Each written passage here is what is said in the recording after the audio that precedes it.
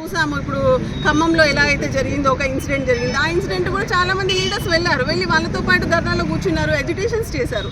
So అలాంటి ఏదన్నా ప్రజలకు మద్దతు పలుకుతూ ఇప్పుడు ఆ విధంగా తన ఎన్నో కేసెస్ అట్లా ఉన్నాయి. నేను I will give you the list also. అవన్నీ ఏంటంటే ఓన్లీ అజిటేషన్కి సంబంధించిన కేసులే. ఏదైనా కూడా ఏదో మద్దతుగా వెళ్ళినప్పుడు ప్రజల కోసం మద్దతుగా వెళ్ళిన కానీ వ్యక్తిగతంగా ఎలాంటి కూడా ఆయన ఇండివిజువాలిటీ కోసము ఏమైనా క్రైమ్ చేసిన కేసులు అవి కానే కాదు. ఆ విషయాన్ని కూడా కోర్టులో చెప్పాము చాలా క్లియర్గా.